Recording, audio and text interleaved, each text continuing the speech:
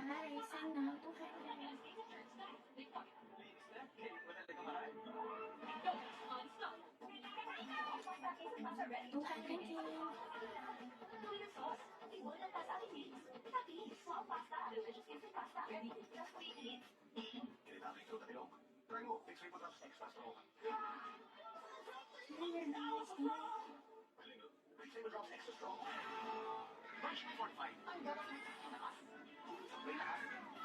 Everyone, 200.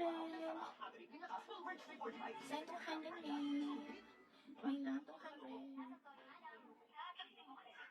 Add more chicken cubes. May sarap na isang buong manok kaya mini sarap ang adobo.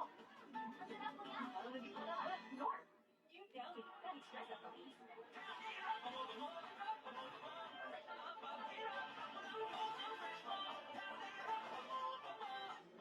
May ulit. It's okay. Activation free. Huwag na mag-hits and activation free with Stevia. Mas nakasarap ng kape without sugar. Pwede na mag-coffee anytime you like. Try now. Nasay mo na ba? Everyone, send 200. Direct message na. 200 tayo mo sa everyone. Ang ganda ng simula ng taon. Good news agad. Yes, bumaba ng 16 centavos per kilowatt-hour ang rate this month. May stress sa 95 centavos ang overall electricity rate. Dahil ito sa lower transmission charges. Bumaba ka rin na overall rate. 200 tayo mo. Supported mo muna ng project. Kaya para ma-manage ang bills in 2026, may bright ideas kami para sa inyo. Josh, Mr. Yarn, sabi ko, kailangan itong bawasan. Sabi sa nabasa ko sa meron ko, Following message, 200. Sabi ko nga ito, tumasamad din natin. Huwag ka na muna magluto. anong kakainin natin ito? Everyone, 200. Ano yan ah? Mo? It's the life. The feel of life. It's life. Family life. It's refreshing for all your life moments. Anytime, anywhere, no matter you.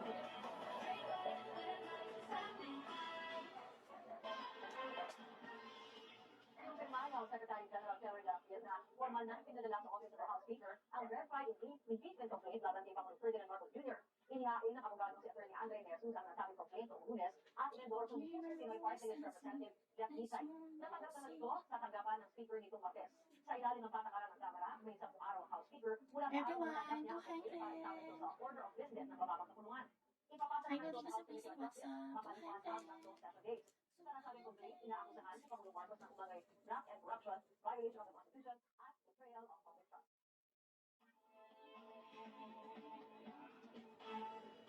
May mensahe si Lieutenant Ace Alex Ayala sa mga kababayang mainit at pumunta sa kanya sa Australian Open. Samantala, 2 Pinoy alpine skier ang nag-aanyang bagat ng 2026 Winter Olympics. Nagpapatrol, Kate Shakir. Hi, Housing. Housing may na.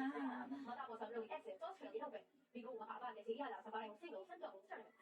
Pero lubos ang pasasalamat ni Alex sa pagbuhos ng suporta sa kanya. Naging usap-usapan sa social media ang dami ng fans na nanonood tuwing lalaban siya sa Melbourne. Sa latest niya Instagram story, ipinakita ni Alex na papunta na siyang Maynila. Bigyan siya ng wildcard slot sa main draw ng Philippine Women's Open, ang unang WTA 125 tournament na darating sa bansa ng susunod na linggo. Habang nakalista din si Alex sa qualifying ng Abu Dhabi Open, isang WTA 500 tournament na 200, everyone. Dalawang Pinoy ang lalaban para sa bayan sa darating ng Winter Olympics sa Italy. Sasama sa giant slalom and slalom events sina alpine skiers, Filipino-Italian Francis Checarelli at Filipino-American Tallulah Cruz. I'm so really proud, very happy because it's my first Olympic Games. I just want to go in with a positive mindset and represent the Philippines in a positive light and take away with the whole experience, of course, and just enjoy it without having to put too much pressure on myself. Because I think I perform best when like I'm of course happy. Magsisimula ang Milano Cortina Winter Games sa February 6. Everyone, send 200. Samantala, wagi ang mga Pinoy Ay, wag yun sa facing WhatsApp. legends sa Pilipinas. 200 WNC legends sina Pinoy Pool Icons, Following message, 200. pati kapwa legends Ralph the Kaiser Brigade at Earl the Pearl Strickland. Tinalo ni Bustamante si Strickland 11-9 sa isang pikit na laban. Unang umabante si Bustamante Hi, New York. pero paulit-ulit sumagot ang kalaban. Mysterious Tinapos ni and Bustamante ang 200 laban pay. sa pagpasok ng 9 balls sa final score 11-9. Kahit sa ulit-ulit kami nakita-kita, Miss Sailor Sue. naman dahil